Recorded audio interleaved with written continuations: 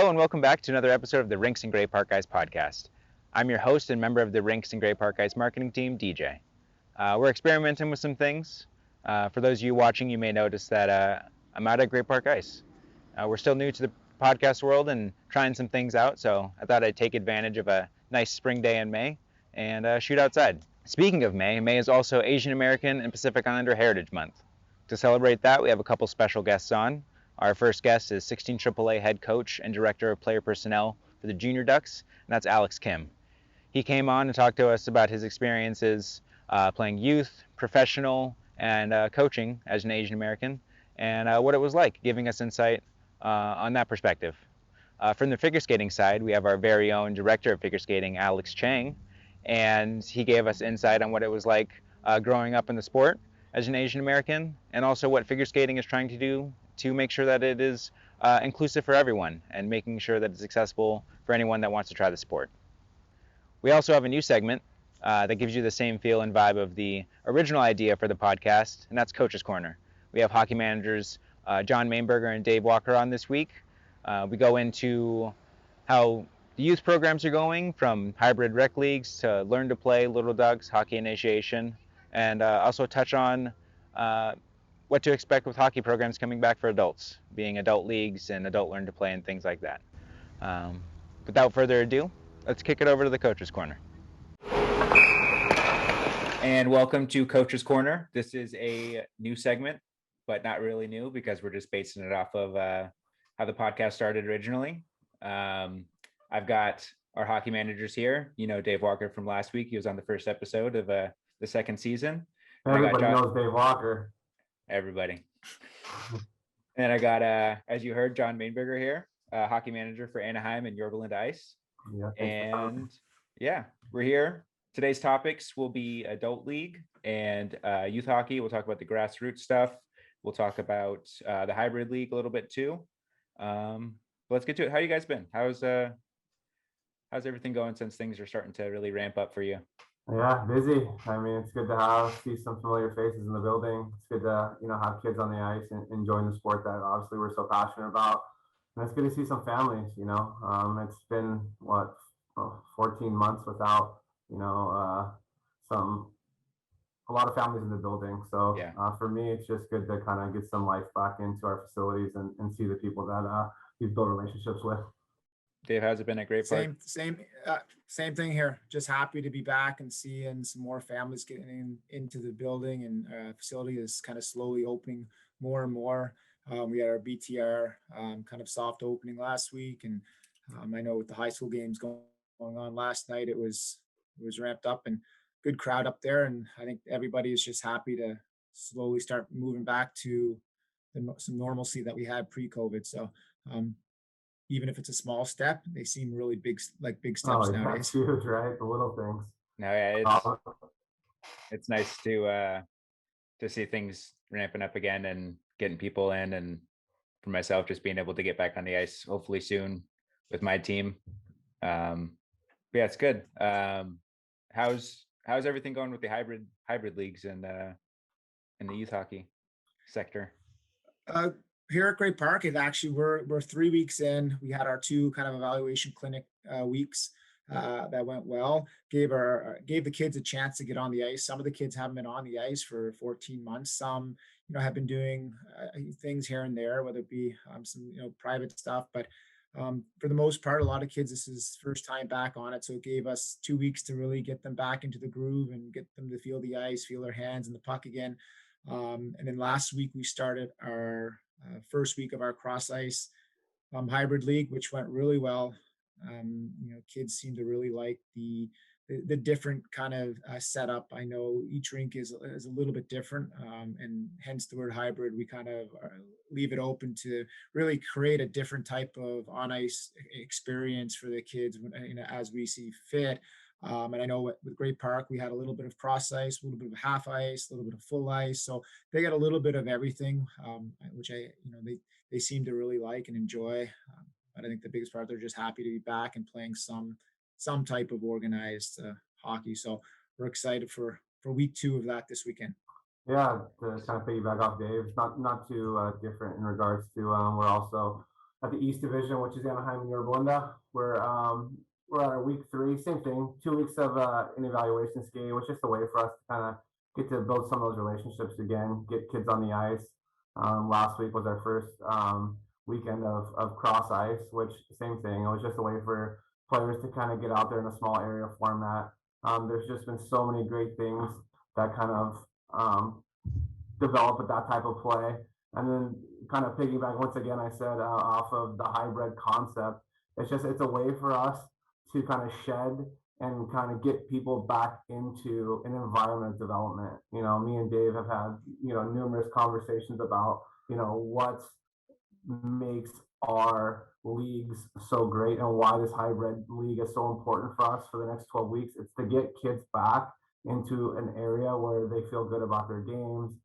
They're developing, they're moving in the right direction to gain skills and the foundation to be successful wherever they go. So I think that we're excited to have people back in the buildings. Yes, we're excited to give the opportunities to be a part of their journey and to get kids the skills to, you know, to get out there and build, build some time and get ready to play, you know, so we're excited. Nice. And I know, John, you're huge on cross ice, and I know some people Yes. hear it and they think it's not hockey in a sense, or it's not because it's not full ice, it's not the real thing or something like that. Do you want to touch on like why cross ice Well, I mean, I think is? there's like from the younger perspective, you know, there's just you get a ton of touches, right? You know, like the thing about it is, if you've ever seen them, there's actually cool stuff. If you ever want to do any research on YouTube, there's a cool YouTube video of, you know, guys who are adults on this, you know, massive ice sheet. And they're like, this is kind of simulating what it would look like if we were playing as kids in a full ice. It's just enormous and it's a little overwhelming. So just a ton of touches, a ton of shots. It's quick. And from the doll perspective, if you haven't done it, you get bagged. It's constant, right? So it's quicker decision making. You have to do all these things just at a quicker click, right? So I'm a big advocate, like you said. I mean, we've done a doll hockey tournament with 3-on-3, and people loved it. So for big or small, Dave could probably even elaborate on for the high level, the AAA guys. I mean, it's just there's so many great um, attributes, small area kind of development and gameplay can just be just so great, you know. So I don't know if Dave, you want to touch on the, you know, the higher level kids. Yeah, I mean, I incorporate small area games for every team I coach, whether it be junior docs, high school. It's something that I believe strongly in, and I believe in, and partially because two facets. One, I think it's a great teaching tool in a smaller area, so they can think. If you're working on a specific thing, it's easier to break it down in a small area and have them get the proper touches and then break out into the full ice. Second thing is, I think it creates some competitiveness for kids, and it's enjoyment. Like kids like it. I mean, if you were to go watch an NHL practice, you go watch high level practice, they're still playing these games at a Division I college level, at an Olympic, level, at an NHL level, at a professional level. They're always playing mini games, and there's different. Every coach you talk to could have a different aspect of why, or reasoning the why they do it. But at the end of the day, John hit the nail on the head. When you condense the size of the playing surface, one thing happens, and that is kids or players, they're around the puck more often. So if they're around the puck more often, most likely they're going to touch it more. If they touch it more, they're going to get more comfortable with the puck or in a certain situation, and it increases confidence in some, increases their ability to learn the competitive side, and overall enjoyment, I think, comes from it. And there's so many different avenues when talking about small area games that you could really break it down. It's not just your set your nets up cross ice and play Yeah. 3-on-3 or 4-on-4. There's so many elements that you can really dive into as a coach when it comes to developing your team, developing your players as individuals, depending on what aspect you're really trying to teach. There's a reason why, other sports, they make adjustments to some of these sports, whether it's soccer playing on a smaller field or whatnot, baseball playing in a smaller field, bases closer. these are all elements of a small area game. Like that's our equivalent, right? On ice is shrinking the ice, using blue pucks that are lighter, softer for the younger kids, the smaller nets. So all of that is coexists with the small area game and the reason why you do it, Yeah. benefits of it. It's well documented, like Jon said, on online USA Hockey. There's a lot of articles about the benefits of it. So yeah, that's the short answer. Short answer. I love it. My mouth is a little dry. I was just gonna say, like, I haven't seen the hockey one with like the big rink, but I've seen a similar one with like a soccer field where they basically blew it up and like blew up the nets and the ball, and it's like, this is what it's like to be a kid. Yeah, you should check it out. Yeah. You should really check it out. It's actually quite funny. I mean, like the fact that you don't really look at things in that perspective. You're like, really, like honestly, I see it. So it's a cool way to kind of look at it. I agree too. I've just going to pickups where there's not enough people. I've done the cross ice, and like you have a blast because like you're saying, you get a lot of touches, but then like the rapid fire, having to handle a puck in a smaller area, like definitely builds some skills, and then you get exhausted because you're not coasting. You have to move and work the whole time doing it. So yeah, I just think that like when you take a little bit of skating out of the game, like skating is 90% of the game. We could agree, right? Like you got to have great feet, but especially in youth hockey, it's important to develop other things. And right, you might have a kid who can just skate faster than everybody, and then next thing you know, full ice, he just flies by.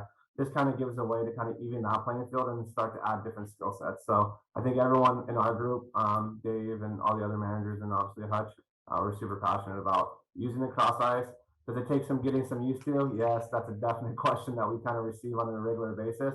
But nonetheless, our goal and will always remain is development, and this is part of that. So we kind of stand strong with that. We kind of believe in it, so we go with it.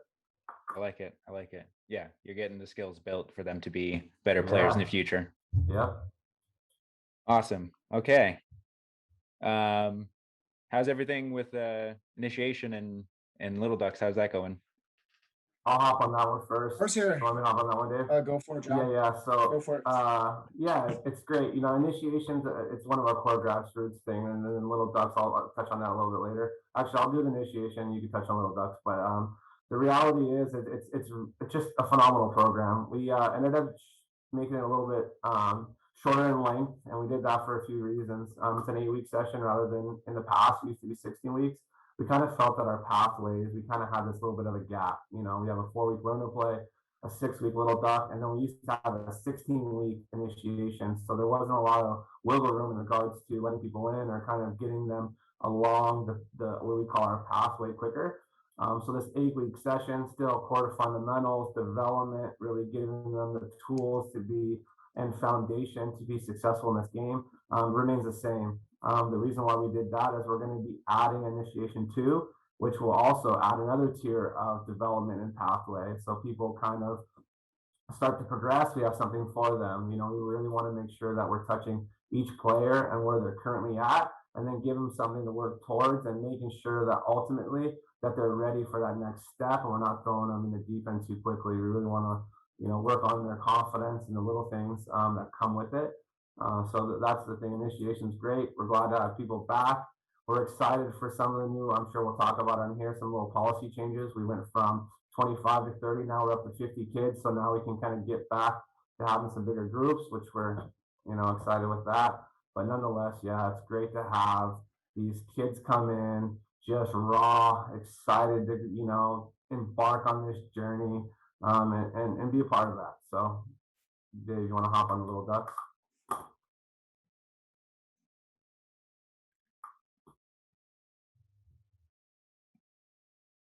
Yeah, Little Ducks hasn't started yet. Oh, you haven't. Little Ducks come in here. Yeah. Little Ducks will pick up here in a couple of weeks. We're at Learn to Play. Our Learn to Play kicked off 2 weeks ago. We're going to week 3 this week. It's actually been really good. A really good turnout. Again, those kind of beginning grassroots families that are really into the hockey that are Learn to Play and Little Ducks. I know Kirsty let us know today that they've got a big wait list of kids ready and ready to jump into Little Ducks program. So It's going to be starting in a couple weeks, but I know the wait list and the kind of the buzz around us being back and open and programming starting, it's really ramping up across all of the programs, which is great.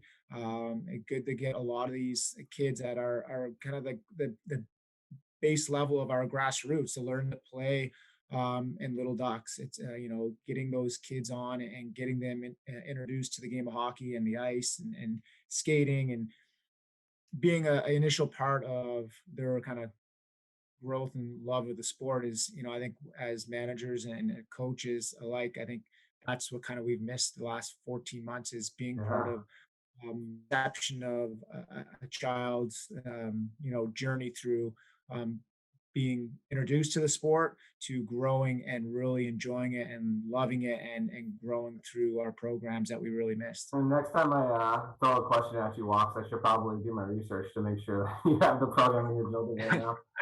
But I'll touch on the Little Ducks. I think the Little Ducks is just another facet to our grassroots, right? That DJ, your marketing groups is pretty much the ones that steer that. You guys are the first person that they're in contact with, and you guys do a great job. I think it's one of our best programs, and I'll tell you why. Because tell me any other program that you can go on for a couple $100 and you can get a set of gear and you could try it out for 6 weeks, and then with that, you have these people who are just so excited to be a part of. This is like their first set of gear, their first set of skates. It's really cool.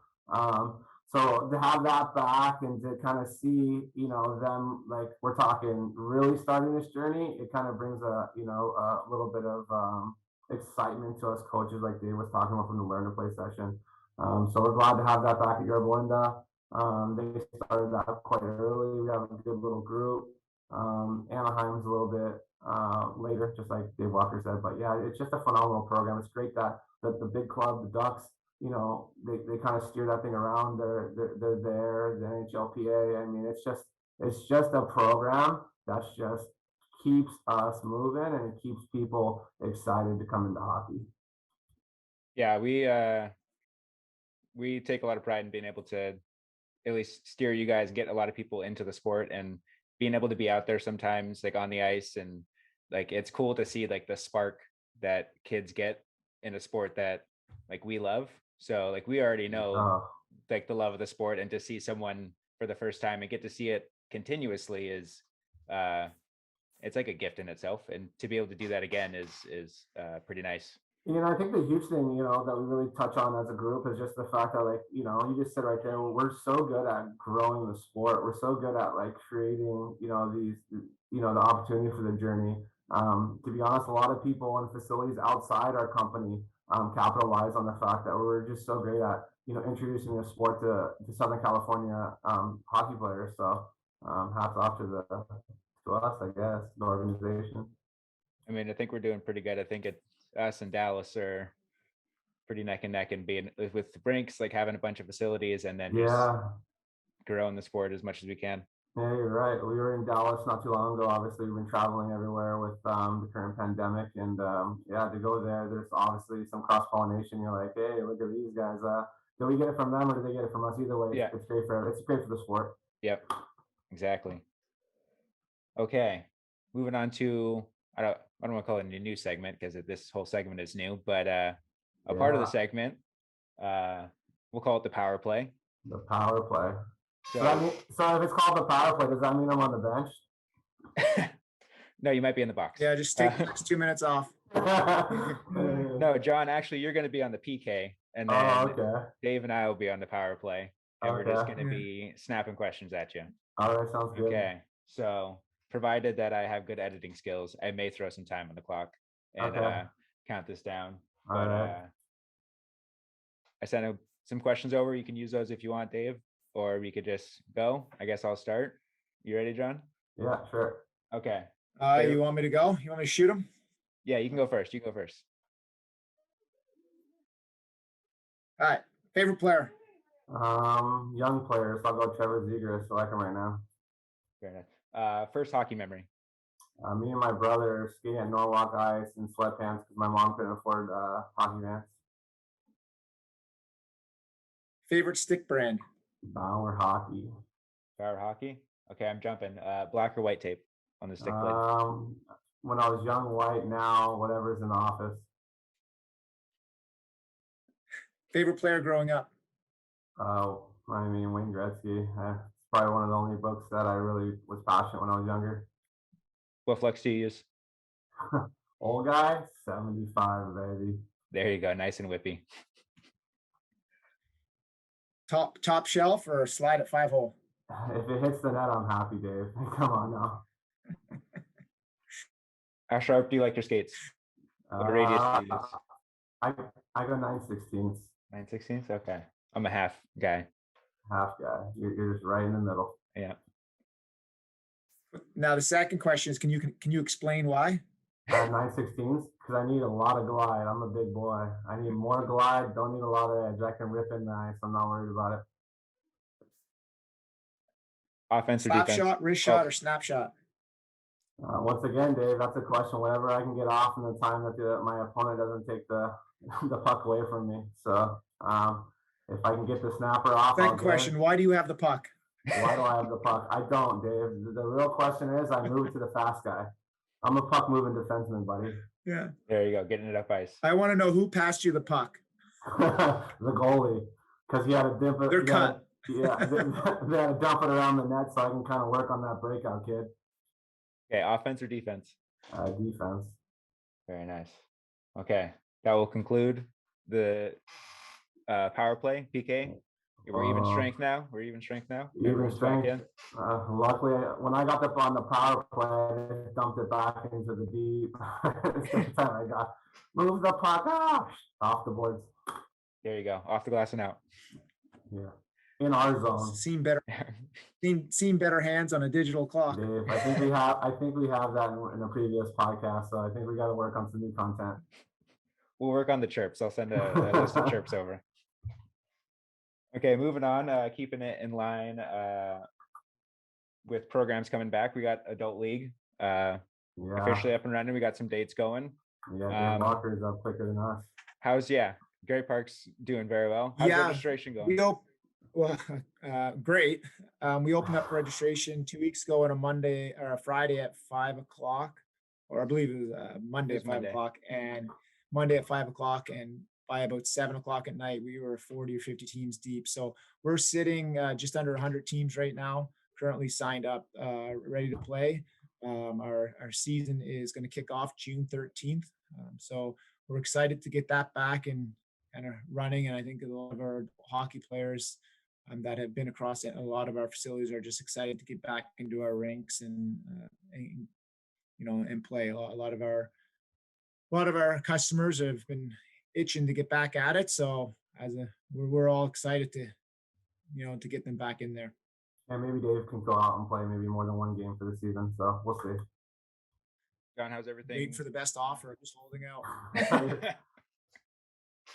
Yeah, so for us, same thing. I mean, Dave kind of just talked about it all. I mean, during the pandemic, everyone, had this shift. And one of the major things as an adult hockey player is it's exercise. So there's a lot of people who not only just passionate about the sport, but they want to get out there and they need a good sweat, to keep them from packing on the LBs, like your buddy over here. So it's just that, we got a lot of emails and phone calls trying to kind of see what the landscape is, where everyone's going to land. But nonetheless, it's all about excitement and just, like I said, just excitement to get back in the building, get on the ice, and get back to your buddies. I think that we talk about it from the youth, but even as adults, hockey camaraderie is something that you just carry with you. I played with you, DJ.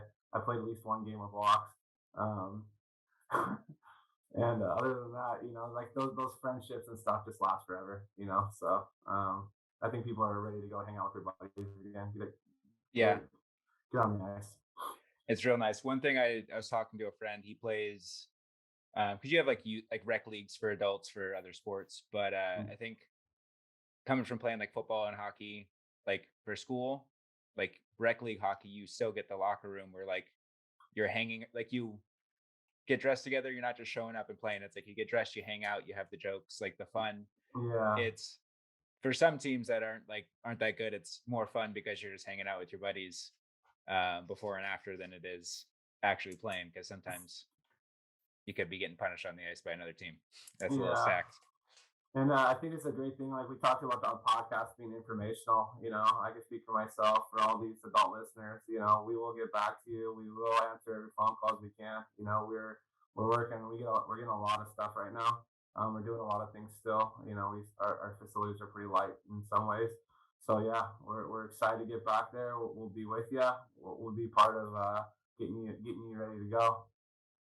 Yeah, and I just got an email, and by the time this comes out, it'll probably already be known. But looks like pickup hockey is going to be back. So that's exciting too. Yeah, pickup hockey. I think that's going to happen in facilities. The other thing we want to touch on, as this is, in an informational podcast as well, is our adult coordinators in our buildings. They're going to be coming back very shortly. So a lot of those relationships, it's great for us, myself, Dave Walker, to steer and be a part of answering questions. But no doubt, those guys are a huge part of what we do. So as they come back into the building, those are relationships, and those are the people that we're going to lean on with these groups. They're good at what they do. We believe in what they do. So yeah, I look forward to seeing your dog coordinator in your building. Just got to make sure that we tell the people to cut in some slack as things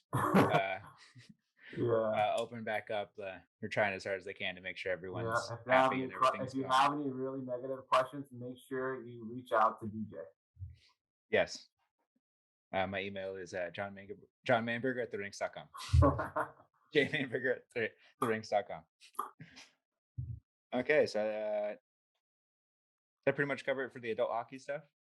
Yeah, I think that, Dave might want to, but yeah, it's just really, we're just working on registrations. Dave's is the 13th, mine's the 20th. So we're trying to just get everything in order, trying to make sure all the teams follow our different policies, making sure that their groups are put together, all the little things, the little details that are actually important from a facility standpoint. But nonetheless, we're just trying to get everyone ready, prepared, know what's going on with the policy shift. I don't think we've talked about that yet. It is confirmed. It is for sure. You do not have to wear a mask while you play hockey on the ice. You have to wear a mask in the facility. That's not negotiable. You still have to do a health declaration. So might as well talk about that. But nonetheless, we're just trying to get everyone together, get ready to build these teams and make a schedule so people can play. Sounds good. Yeah, it's nice that some things are starting to get a little bit more lenient as we come back. Like timing's working out perfectly. Huge. Okay, we're closing up on our time here. Wow. I don't know if we're gonna get any extra minutes for this one.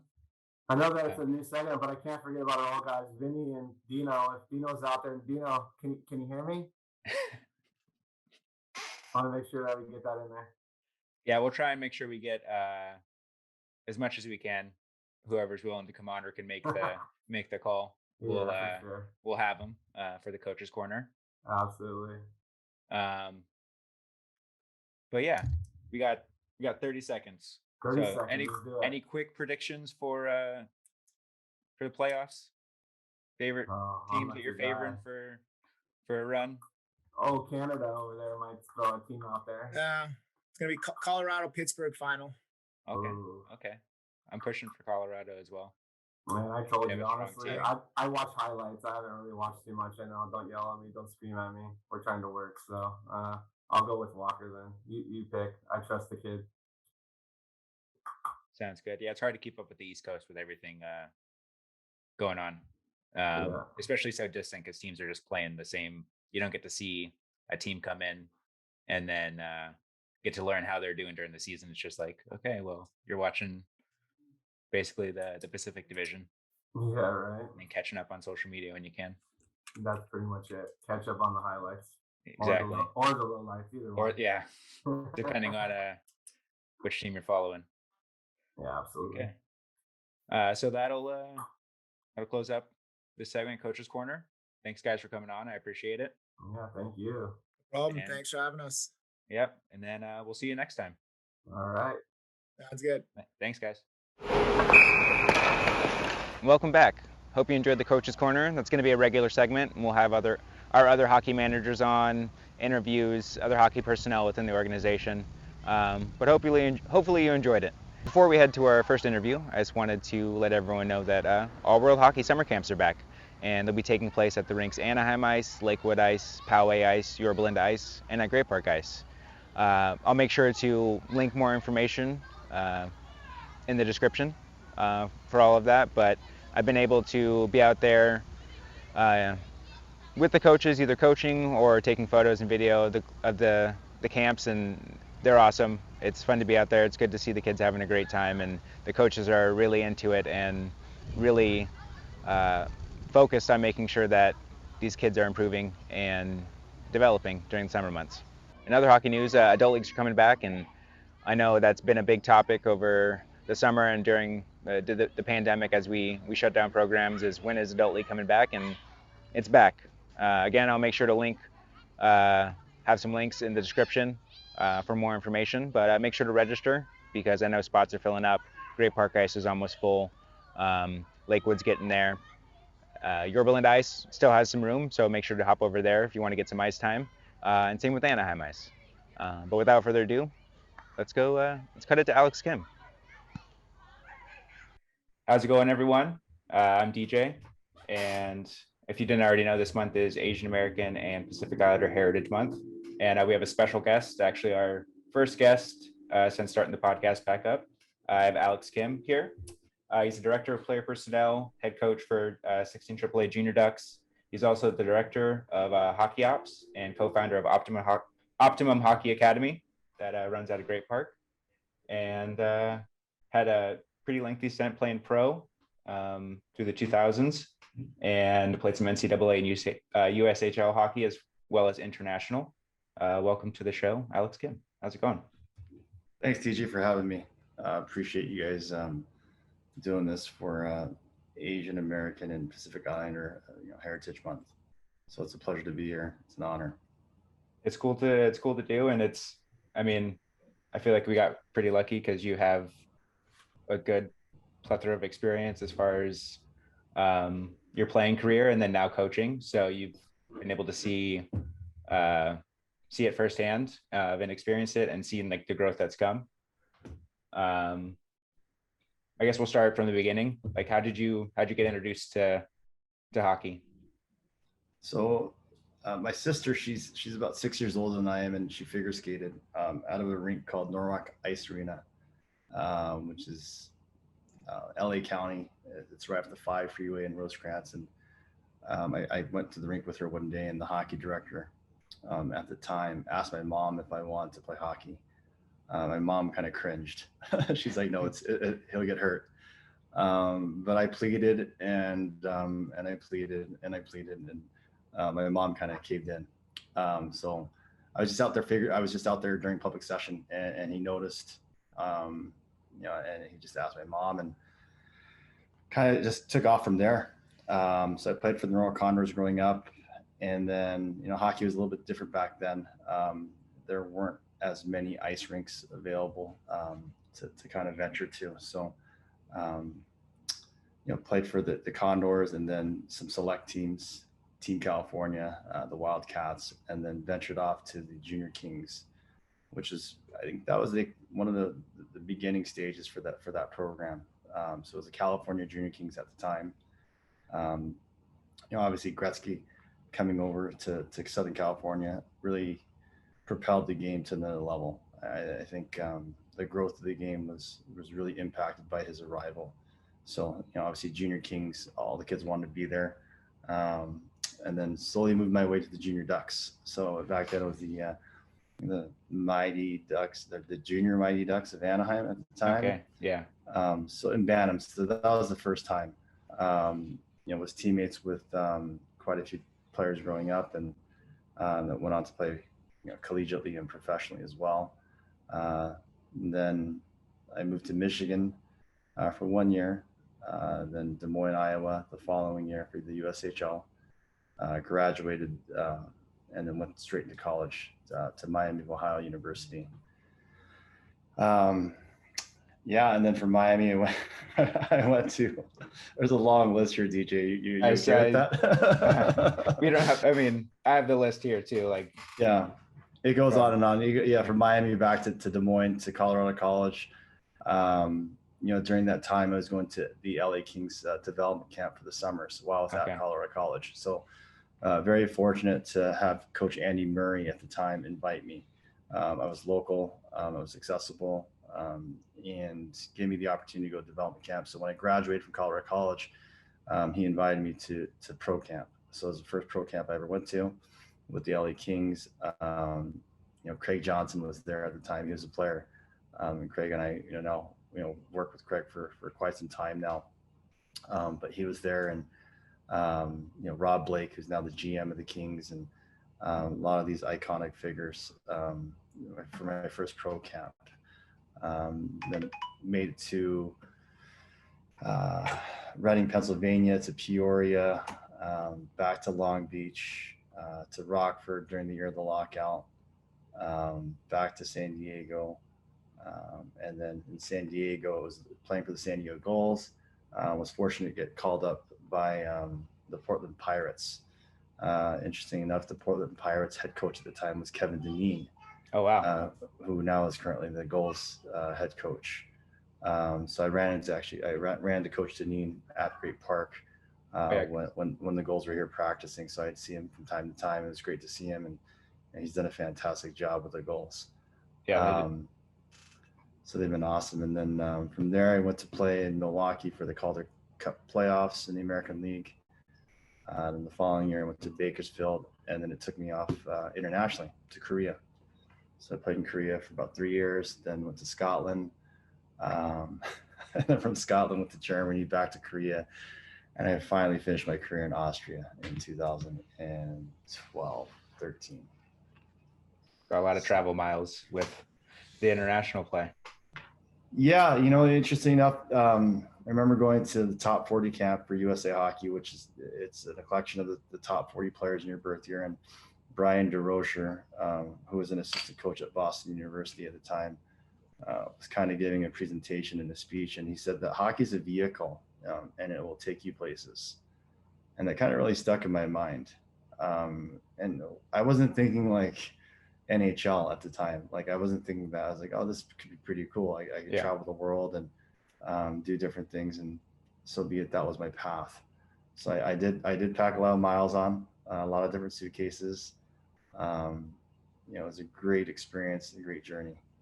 Yeah, I've seen I listen to Spit and Chicklets, and a lot of players that come on like towards the end of their career, like they're in a good window where it's like, I'll go play internationally just to have the experience of playing in another country, not like so much looking for the pride of playing in the NHL. It's like, if I could get paid to go play, in Sweden or like Switzerland, like one of those leagues, then take up the opportunity while you still can. So that's pretty cool.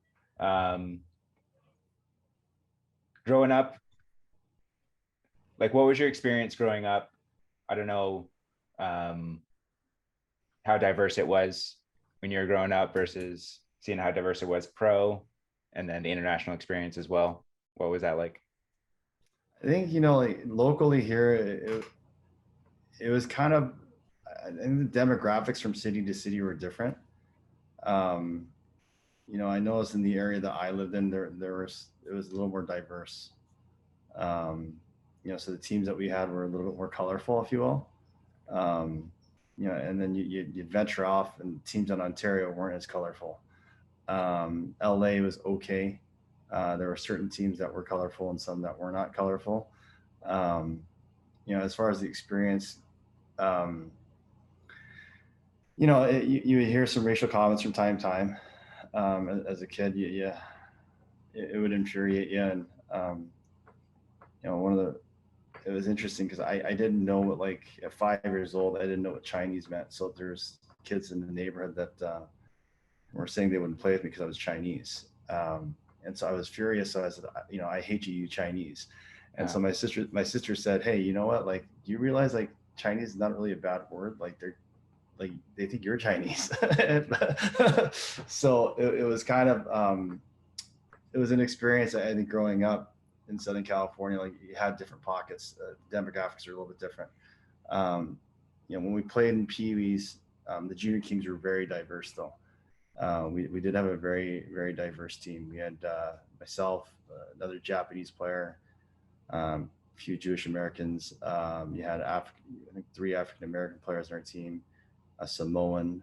So it was like the United Nations, if you will. So it's very, very colorful. And, it's kids didn't really care at the time. I think they're all good players. And you just respected each other, not for like the color of your skin, but for the person you were and like how good you were, I guess, as a player. I think that's how you earned your respect as a player. But moving on, like leaving California to go to Michigan was difficult. That was the first time really, venturing off to live away from home. And I moved to the Upper Peninsula of Michigan. So that's the UP, they call it. Michigan looks like a glove, and they have like an overhanging layer above it. That's the UP. Okay. So I lived up there, a town of 15,000 people. Yeah, it was tough. I remember, my dad and I went to a restaurant first time we got in there. There was a Walmart, there was a Pizza Hut, there's McDonald's, and that's about it though.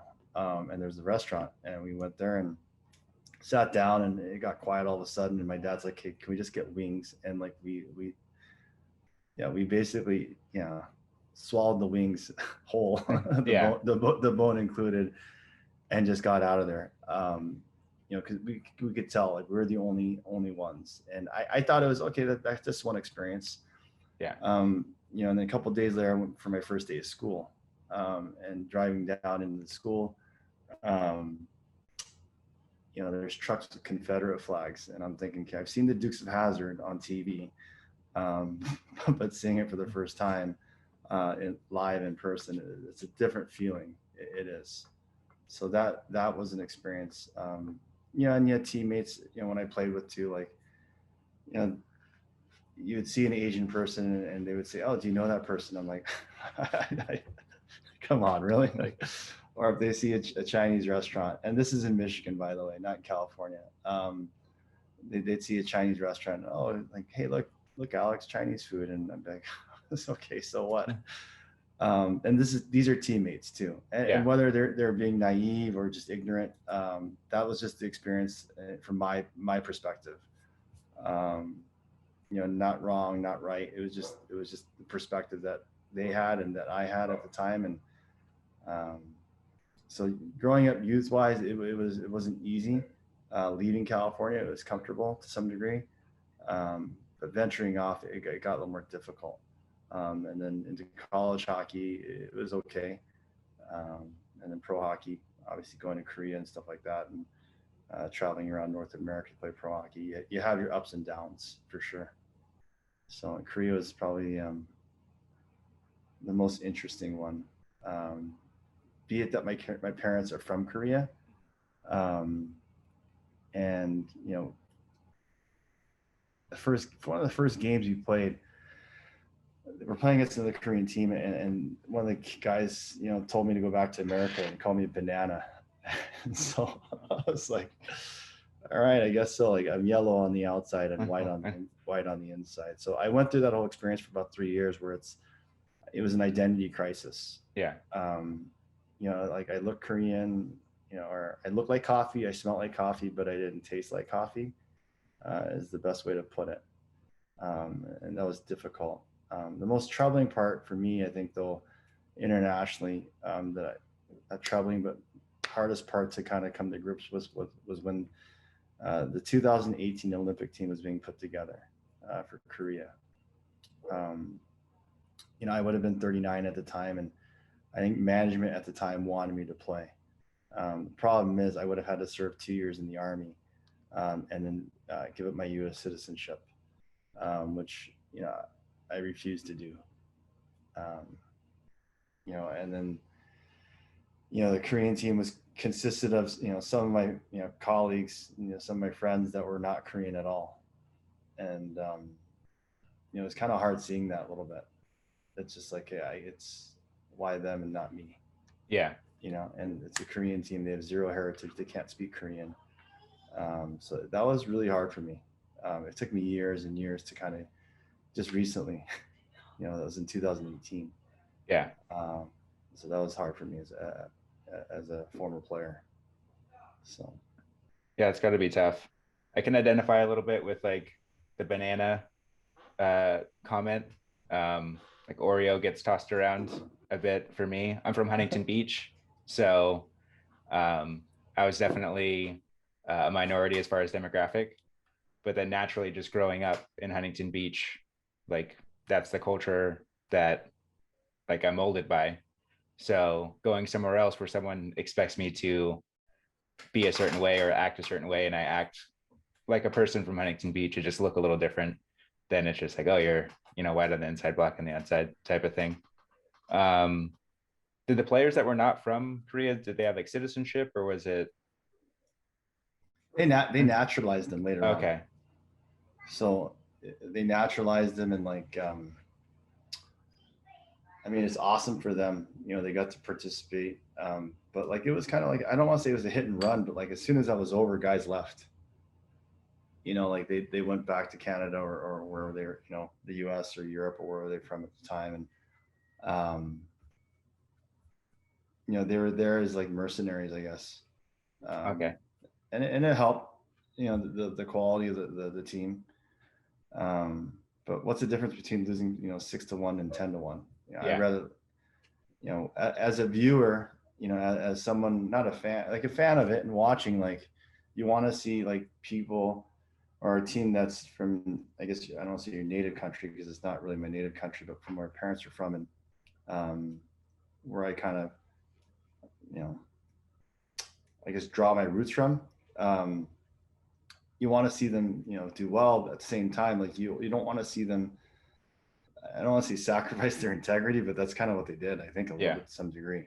It's disheartening to see that in the way the media portrays it too. Like I remember winning like 2 scoring championships, and the media, like recently there was a Korean player that won the scoring title for the league, the Asia League, and they said that was the first Korean player to ever do that.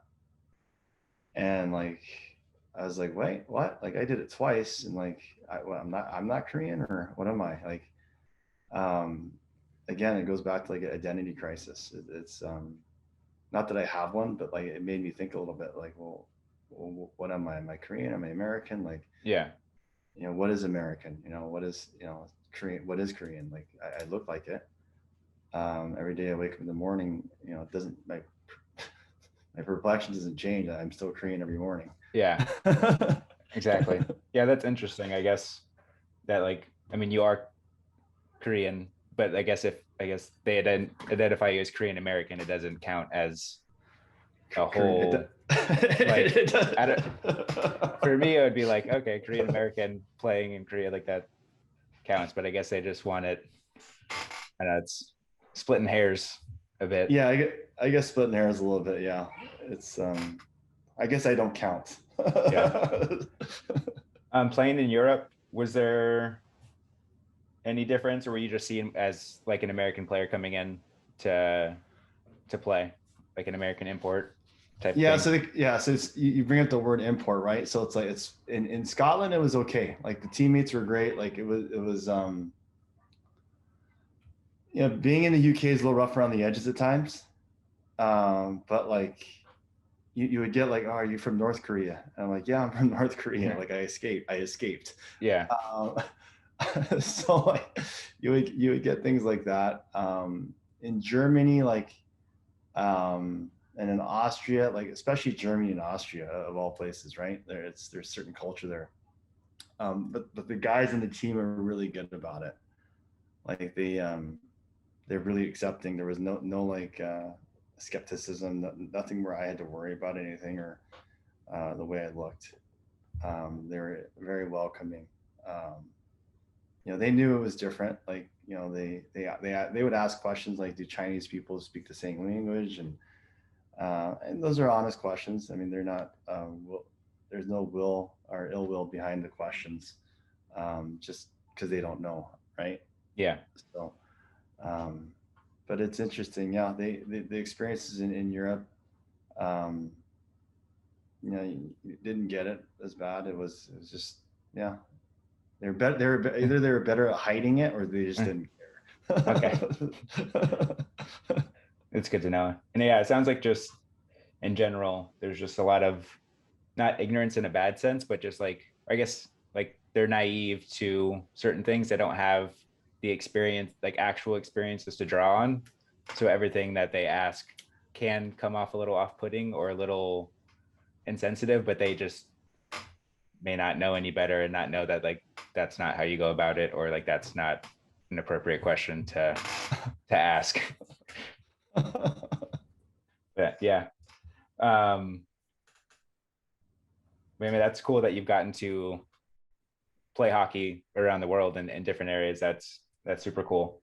Now transitioning into, like, you're a coach, you're in a hockey academy, player of director of player personnel and stuff like that. What's it like seeing the growth of hockey like in Southern California, and then growth as, like, I guess, Asian American players too, seeing that expand here? So for coaching, it's when I first got into it, I started off with the 16 AAA team, and you would go to events and like I would look around like, man, there's no other Asian coaches or African American coaches. You look around and like there's nobody, and I was like, okay, I get it. But then like it almost became an advantage because what I do what I was doing with the director of player personnel, like that role was to try to help move our kids on, or try to kind of guide them in the proper direction, be it junior hockey and college hockey and so forth. So, be it that I was fortunate that I played a long time, and like a lot of coaches are at the junior level or at the college level, they've been around and they're still around. When I was playing, they're doing what they were doing back then today. So I'm easily recognizable. So when you walk into a building and you have a team, like they immediately know it's Alex. Or, remember Brett Peterson, who's now the AGM for the Florida Panthers. And he was an agent at the time for AAPI. And like, I ran into him like, oh my God, I remember Brett, like, cause he grew up playing for the Junior Ducks. So being a minority, I guess to some degree, like it has its advantages in that regard to coaching, especially at those levels. There's a lot of good coaches out there, and they're obviously they're trying to develop players, they're trying to move them on, and it's easier to kind of navigate a little bit when people are looking at me. They don't have to, like, does that look like Jon, or is that looks like Ryan? Like, no, they know right away. There's really only one Asian American coach, I believe, at those levels right now currently. It's funny because there's 4 coaches that we were just texting with. One of the coaches is a college coach who's Asian American, and he's like, am I the first Asian American coach that's at the collegiate level? And I'm like, you could be, and yeah. There's a GM in the USHL. He's also Asian American, and then there's a head coach GM in the North American League who's also Asian American. So we're all in a text together, and it just got started the other day. It's funny because it's like happy Asian American Heritage Month. Yeah. And so there's not very many. I remember running into one washing at the Washington Little Caps. And he's a younger coach, and it's funny because it's a player that I used to train back in the day, and he's like, I got into coaching because of you. That's super cool. So it was super cool, and like he actually flew out to nationals just to watch one game for our 16s this year in St. Louis. Sweet. And I go, did you fly out here just to watch this game? He's like, yep. I'm like, oh my God, like that's a bit overboard, but he did. So in terms of that coaching part, like the coaching community, there aren't very many, and I don't know if there's that many challenges, but there are some stereotypes too that come along with it. First year I did coach, like we had 9 Asian Americans on our team at the 16 AAA level. And I picked the players because they were good. you know, and like, had it been like a Caucasian coach or something different, like nobody would have said It would have anything. been indifferent. It would have been indifferent. It's not like when, you know, like John Smith picks a team and he's got a bunch of, you know, Caucasian kids. I'm like, oh, he's, you know, he's Yeah. He's doing that because he's Caucasian. Like, I don't, that doesn't, but when I do it, like, All of a sudden it's an issue. It's an issue. And like, it like being from, you know, where we're at in Southern California, and the Junior Ducks individually as an organization, they've done a really good job in terms of like growing from the grassroots. And then, you know, you see a lot of diversity within our club. I mean, you walk into Great Park or Anaheim Ice or any of the rinks, like there's just a lot of diversity. So be it like there's a lot of Asian Americans, and it kind of goes both ways too. Like that first team I had 9. The second team I think had 7. You know, last year we had like 6. You know, and you know, Jamie Storr, he doesn't look Asian American, but he is. You know, Jason Marshall, I believe he is too. Like he's 1/8. But like you see this happening quite a bit. So I'm conscientious of it too. Like there's times where it's, man, I don't know if I could take him because he's Asian. Like I'm gonna get heat for this. And I'm wondering if John Smith ever has to go through that. Yeah, probably not. Yeah, it's one of those things where it's like an invisible wall, or a way where someone like who doesn't have to experience it just doesn't know it exists, but then you are like hyper focused or conscious about it, and because someone might make a comment that does affect like real world things, that they think you're playing favoritism, but it's really you're just trying to build the best team you can, the best team possible. And like it has, unfortunately it has happened, DJ. It has, where it's been brought to my attention, and like from a parent, and you know, it was hard to swallow, but I just you know, bit my tongue and just, you know, move forward with it. And you know, it's unfortunate. Like I know like too, like there's times where it's you know, we speak Korean at home, and you know, my wife is from Korea, and like she's even like, you can't take too many Korean kids. I'm like, well, they're good. And she's like, you just can't do it.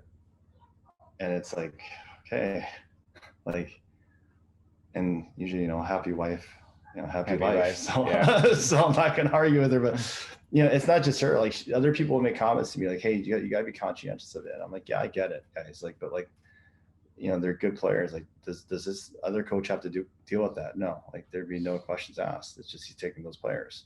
Yeah. So that's just a battle that people don't see, and you're absolutely right. It's like an invisible wall. So you know, the coaching part, the growth of it, like it's grown, you know, immensely. You know, I think you know, the Ducks organization itself has done a really good job of trying to build the grassroots and the awareness of the game throughout Southern California. And you know, you have multiple rinks. You know, you have Lakewood, Westminster, Yorba Linda, Anaheim Ice, Poway, you know, and Great Park Ice. So, you know, within those buildings, there's a lot of diversity. There's a lot of growth coming up. You know, within the youth hockey, from learn to skate, you know, to learn to play the hockey initiation and in-house. So the growth of the game has been great. I believe that, you know, we have an organization and it's basically a company that has sustainability. You know, it's able to help sustain that, which is important. Yeah, it's good. It's something that, at least from our side, we do take pride in, and that, like, from the USA Hockey perspective, like, we're like a model association as far as like growing the game. I think Dallas is up there too with having multiple rinks and really putting a lot of emphasis and drive into getting kids started early, and at least, and then like properly developing players. But yeah, it's good to see like the diversity, like walking through different rinks, and it's not, I mean, we're in Orange County, so it is slightly skewed, but it's not as skewed as you might think it is. And then from the company standpoint, yeah. And And then women's too, I just wanted to touch on because you got to coach against the USA women's national team at Great Park, 2 years ago now? Or to be... Yeah, 2 years, yeah.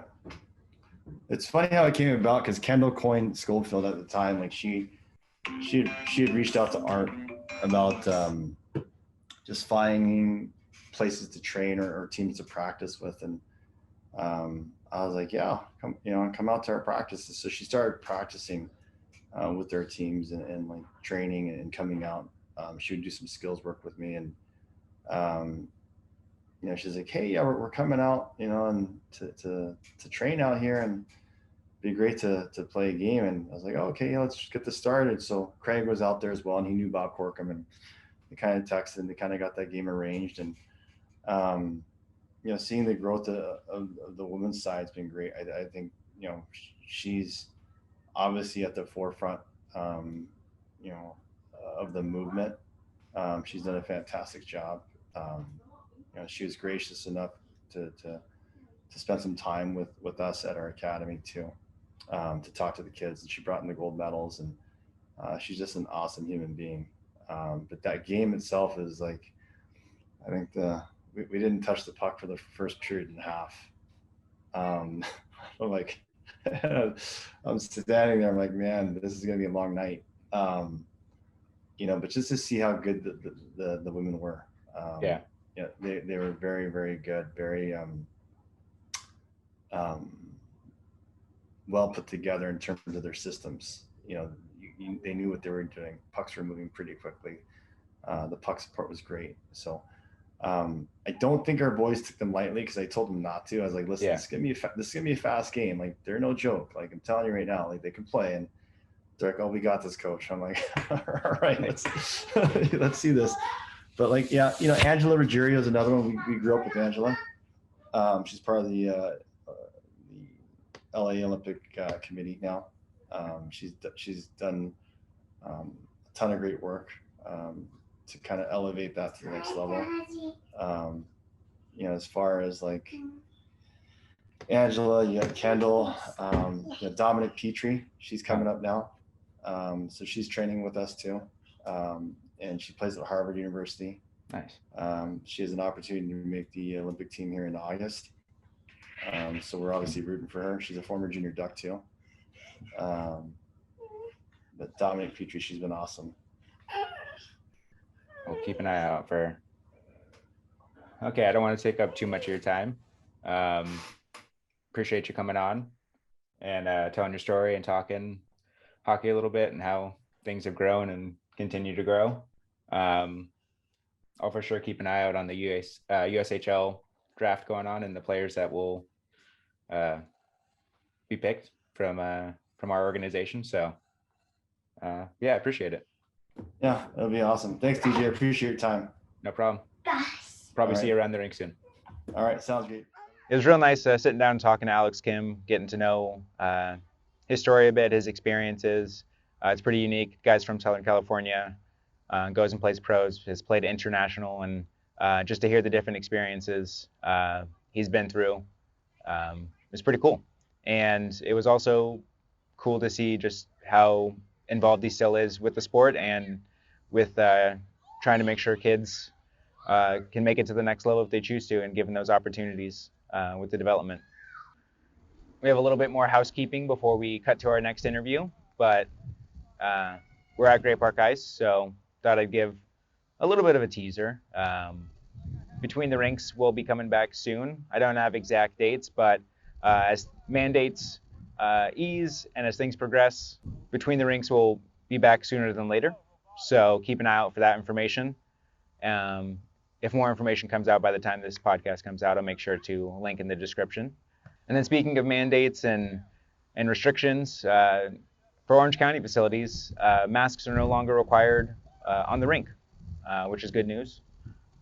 As things ease up, and this is all in accordance with CDC guidelines that have been handed down to us. And those things can change, but for right now, we are back to no masks on the ice for programs. Masks will still be required within the facility if you're not participating on the ice, and then entering and exiting if you are. So, but good. And without further ado, let's cut it to our last interview. Last but not least, Alex Chang.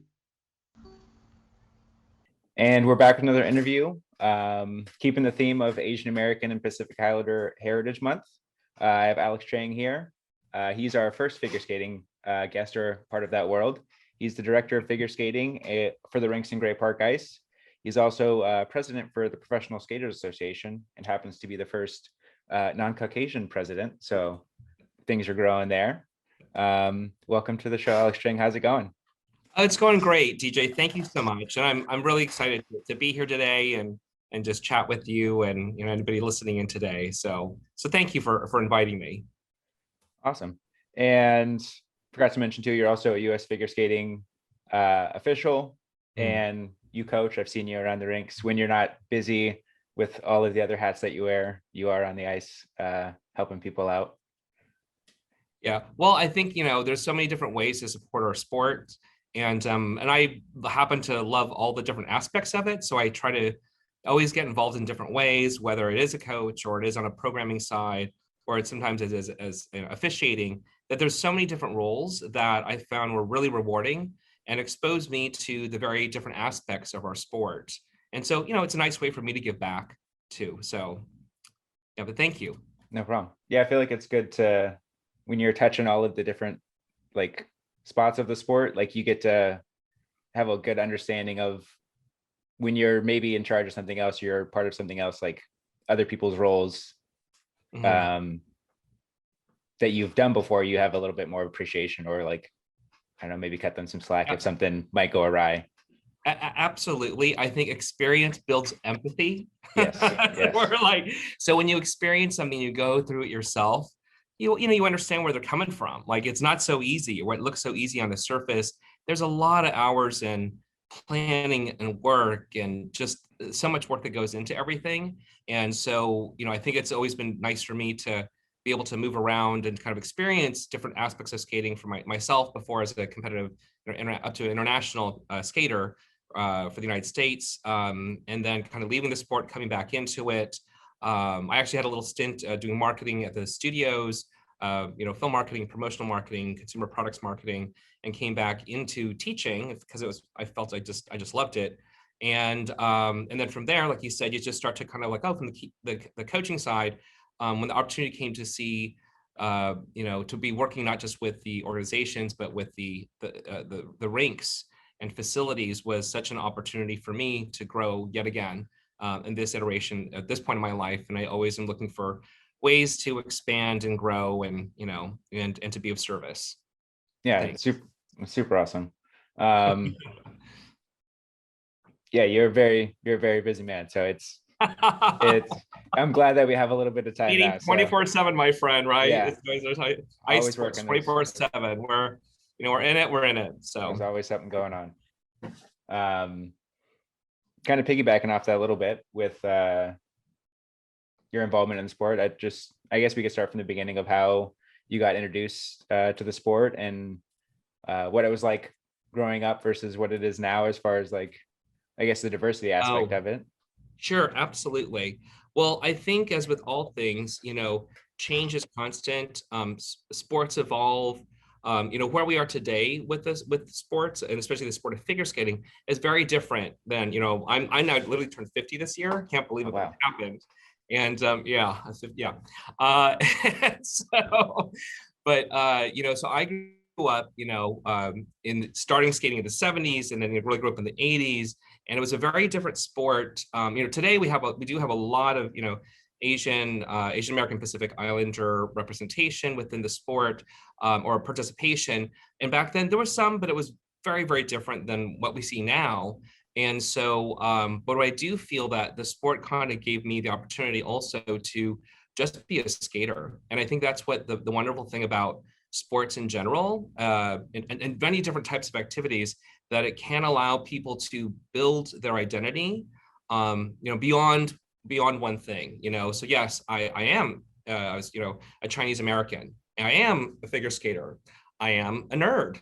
I like video games and comic books. So you can be all these different things. What I call intersectionality, well, not what I call, but the term intersectionality, meaning an intersection of many different things all at once, is such a nice way, I think, for for people to really understand that it's not a binary thing. It's just like, it's either this. I was like, no, you can be many different things at different times in different ways, and that is part of like the the great human experience, as it were. So growing up, I think skating, it was just it was my thing. I didn't realize how much I loved it probably until even later. But from like you said, from a diversity perspective, I think that there's always going to be different communities, but it is nice to be able to just find that regardless of what your background is. My goal now, I think, is to really make sure that we have a space in our sport for all people, all different backgrounds and communities, that everybody not only just like learns to love the sport as much as I love it, but also feels supported and welcome and belonging. I think it's like it's not just a one-off thing. Like, we want to really make it feel like they can make lifelong friends in the sport. They experience the same thing. It doesn't matter what your background is. You can experience the same kinds of highs and lows and challenges and twists and turns and and all those kind of wonderful things that we learn about life through making mistakes in sports and then correcting it here before we make it in the big life, right? Outside of our sport, that there's so much value in that. And so for me, I definitely know that I got a lot of that kind of life education out of the sport for myself. And I feel that it's incumbent upon me to share that with this next generation and future generations. So I've always been trying to work towards efforts to increase the base and really welcome in all communities to the experience of ice sports and skating. Yeah, like that. I think sports are great because they're a unifying factor where you can have a bunch of different people come in and have a common thread, and then they get to know the different types of people that are out there, and it allows people to expand their horizons on different cultures, or even culturally through the United States is different. So to be able to meet different people and see that we're all different, but we're all the same in some aspects. And if you have if figure skating is your sport and you all you have that in common, and then you could learn that person may have something else in common or different. Absolutely. Sometimes I've referred to it before in the past as unified versus unique, or unified and the unique. We're really celebrating what does unify us, in sports, and different sports have different ways of unifying us around what, our favorite teams or our favorite skater, or just about the love for the sport in general. But there's so much uniqueness and trying to really celebrate that there's different kinds of athletes and different kinds of sports, celebrities and figures that are impactful, and they're all, can be equally good, but just different. And so I think the analogy in skating is that you'll have different types. It's kind of touched upon in movies like Blades of Glory or things but it is much of a farce as that was. There was some truth to you have some that are this is the athletic skater, this is the artistic skater, this one's about speed, this one's about and so and they do kind of create this one's is the performer to see they all have different personalities, and that's great. It's just like pop stars. We don't want just one pop star. There's so many different ones that depending on what we tune into or we're in the mood for, you tune into different things. And so I think that's where it is about really being able to not just tolerate or even understand, but to actually really celebrate and identify with those that are different from us, and being able to really appreciate that. That's it's all the different flavors of culture. That wouldn't it be nice for everybody to be able to experience that for themselves in a meaningful, embracing, non-threatening, but really embracing kind of way. And that's what I think is kind of the goal of what we're trying to always do. Whether it's from a rink management perspective, whether it's from a sports federation perspective, or it's for myself from a coaching or coaches association perspective, about how do we continue to move that conversation forward, to allow people to join that conversation in a meaningful, positive way, you know, and to be the change. No, it's good. And then the more people that are involved in your sport, the more it exponentially grows and gets better for everyone. Yeah, absolutely. And definitely, you know, I think it is a matter of kind of, you know, making sure that we're always keeping in mind of different communities and different, you know, and that there's variety within each of those communities as well. No two people are the same.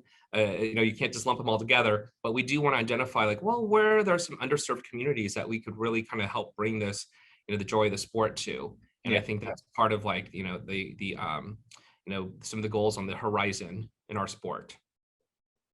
Yeah, and speaking of that, like you were saying earlier, you've created a like diversity inclusion task force. Oh yes, the PSA.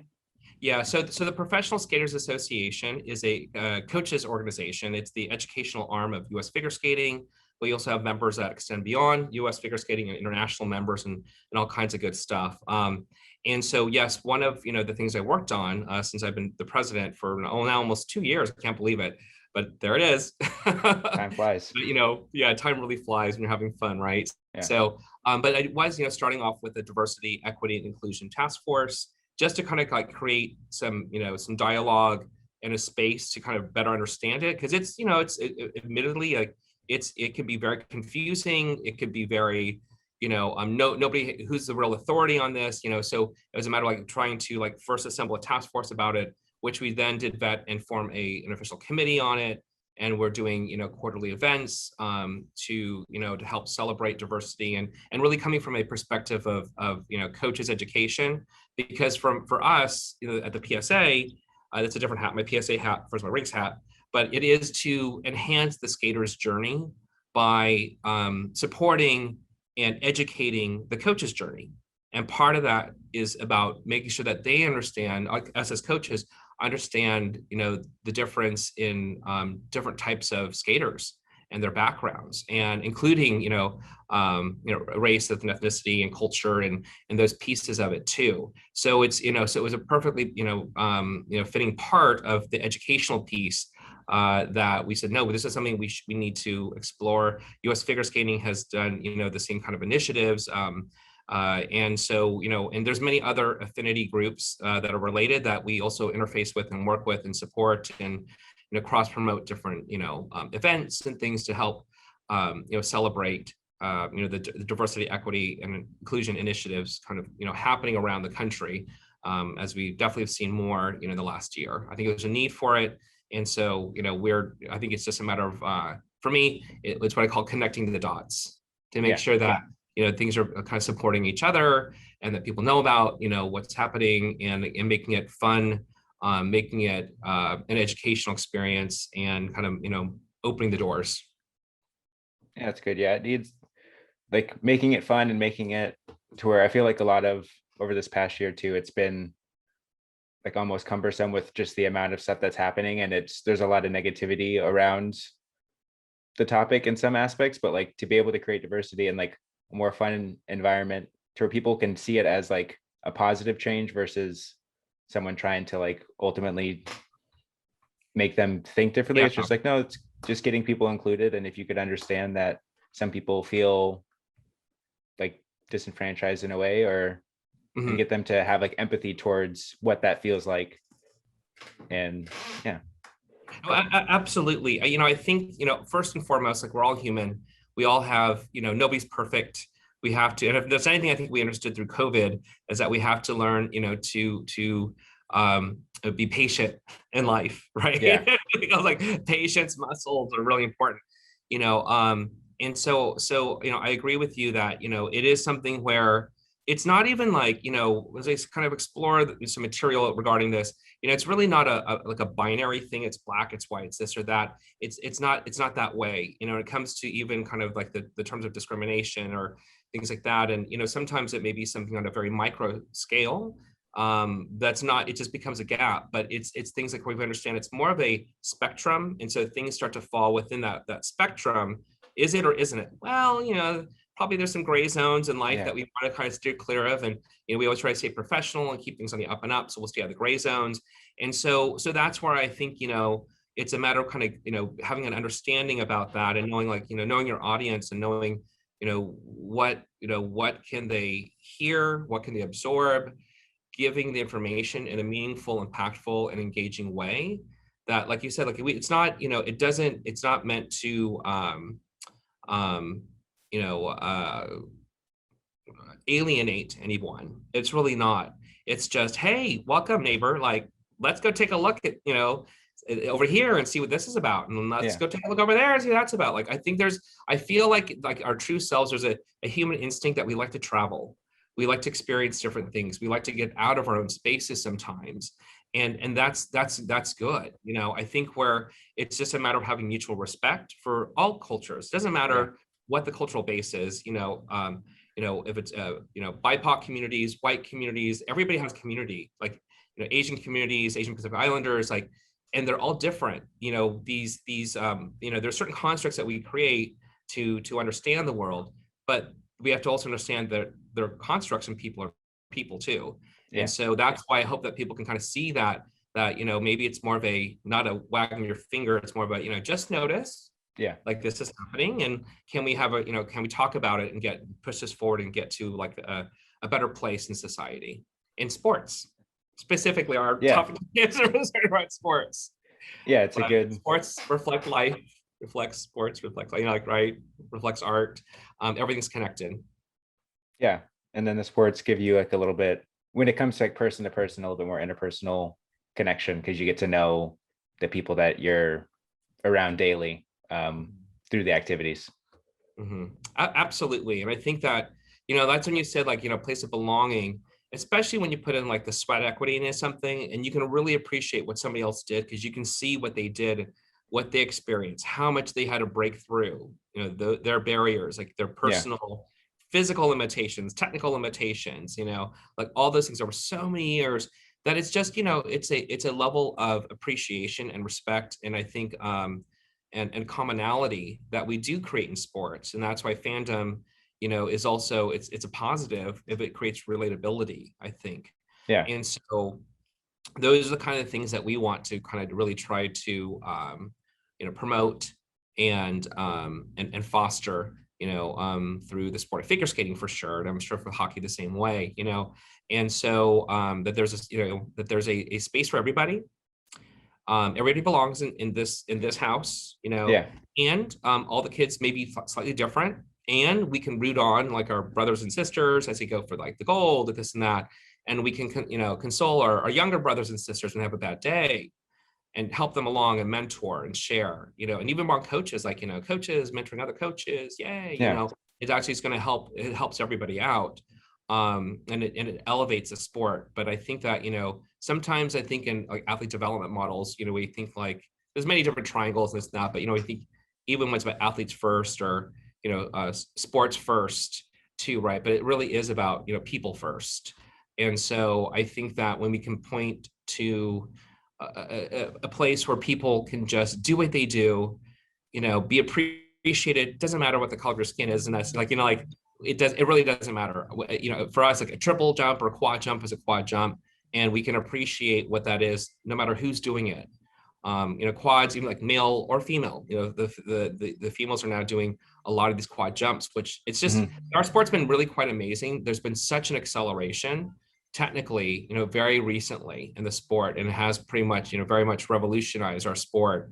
So, we'll have to see where the target kind of lands. But I think it's a very exciting time. Yeah, very much so. And we didn't chat about this earlier, but I was just thinking about it now, like, where you have, I guess, people that are in, like, the spotlight for it. And I mean, it's got to be pretty big that, like, Nathan Chen is, like, the top athlete for, like, Team USA, and creating that, like, connection to where someone who doesn't look like him can look up to him as, like, a role model, or in different aspects like that. Like, it's creating a connection where people are, like, rooting on for someone that doesn't necessarily look like them, and, like, also, like, they represent, let's see, like, the diversity. Yeah, so, like, he's an Asian American, but, like, skates for Team USA and brings like pride back to like our team Yeah. with it.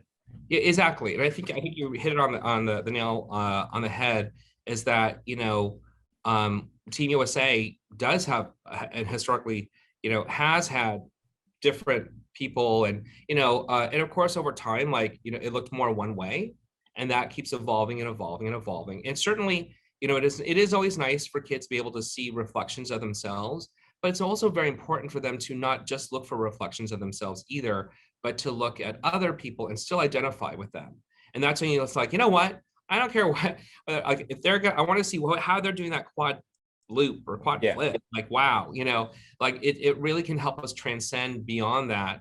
But again, it's, you know, but I think for developing, you know, minds, bodies, and athletes, and just like young spirits, you know, like for them to feel that anything is possible, that they can achieve that with proper planning, discipline, work, reflection, commitment, reassessment, more work. You know, like it's all of it, right? Over time and time again, that they can achieve, you know, anything they want to do, but it doesn't come easy, or anything worth, you know, worth fighting for. You have to fight for it, and you have to plan for it, you have to commit for it. It's a struggle, but in the end, you know, it's achievable. And I think that if they can see that from, you know, the different people, like that's really what I think is a story that we want to be, you know, we want to kind of promote, is to, you know, teach others to also be able to see, you know, past their, you know, their like the arm's length, like they can see past that about what's in it for them, even if they don't always look like them. You know, we draw inspiration from things, you know, in culture all the time that are very different than who we are. But if we find a point of relatability, and I think that's where it's like, you know, when you're in a certain sport, there's a certain like street cred, that, you know, credibility that you get from achieving certain things, and certain amount of respect that you get for doing that. And that is what I think, you know, I was referring to earlier. It's like, you know, skating did give me a chance to kind of just be me in many ways. I mean, as much of like a you know, a ball of nerves and conflict that I would be, but it gave me an outlet to kind of process that, and then to flourish. Oops, sorry, shouldn't turn off my ringer. Oh, but yes, I don't even remember what I was talking about. No worries. Just, I know what it was. It was just about relatability. It's just that, you know, I think, you know, the nice thing is that in sports, we can relate to many different kinds of athletes. And the way we relate to them doesn't have to be just one label. You know, we can relate to somebody who's more athletic, or relate to somebody who's more choreographic and artistic, or relate to somebody who has really overcome a lot of, you know, triumph and difficulty. That there's many different ways that we can relate to people. And I think that's the key factor that we want to kind of tap into when we talk about, you know, diversity exists like on many spectrums. And like I said before, with this intersectionality, you have many different ways or bandwidths that we can look at to see, you know, what makes so-and-so who they are, and what makes us who we are. So. And I think like with the access that social media gives us, it allows us to see athletes in those different dimensions. So it's not just they are like a figure skater. You get to see their different interests and like get to know them somewhat as like a person, and like them for like who they are, not necessarily how they place like on the podium all the time. Exactly. Yeah, because I think behind the scenes, it does give us a real, like a true like glimpse into like the authentic self. Like, what really did it take? Like, are they really that way? I mean, that's probably why I think, you know, reality television like emerged as it did, because people did want to see more than just the veneer or a simplistic understanding. You know, sometimes they want simple, but sometimes they want to see more, you know, or the quote unquote deeper dive, right? And I think that as they do explore, they start to like understand different things about different people and their different aspirations. Yeah, you know, they may be a hockey player, or they may be a skater, but they're also these other things. They're a volunteer at the hospital. They're, you know, they're a writer, or a burgeoning writer, or whatever may be the case, that, you know, or an artist. Like, people have very different things that we hope that the sport will give them the foundation, the backbone, and the wherewithal and resilience to be able to make it in whatever endeavor that they choose. You know, and no two snowflakes are the same. Yeah. So no two kids are the same, and they're going to go on to do different things. And we hope that this, you know, the experience on the ice translates for them and gives them some great tools to use in life, when it is challenging, when they are having conflict. How do they rise above? How do they keep their cool? How do they stay, in the game? How do they get to the end? How do they compromise? How do they, all those things, how do they, monitor and moderate their own emotions about it and realize just notice what's happening. Yeah. So I think that there's all those great things. Like I keep coming back to that we do pull from sports. That's awesome. And I'm not sure if you have anything else to touch on. I mean, with your US figure skating official, are they enacting any programs like in this sector with like the diversity and? Yes, absolutely. So there are different organizations that are out there. The Federation for US Figure Skating, that's associated with the US Olympic Paralympic Committee, USOPC, is US Figure Skating. And it was very clear, like they have done a lot of work around this, a much broader study and research, and looking at kind of like what's needed in terms of like not just initiatives, but understanding data analytics about its membership base and all those kinds of things and how we handle that. So really that organization has done a lot. My role as far as officiating is it's separate from there's governance structure, which I've been involved on some level too with that organization, as well as obviously for the coaching organization. But the role of an official is only specifically at a competition or a sport or a critique, who are looking really at technical things and breaking things down, and some a technical specialist and a data operator person. So there's different roles that we do there. But I think what you're talking about is is the sport in general acknowledging kind of the shift in perspective of what we're seeing.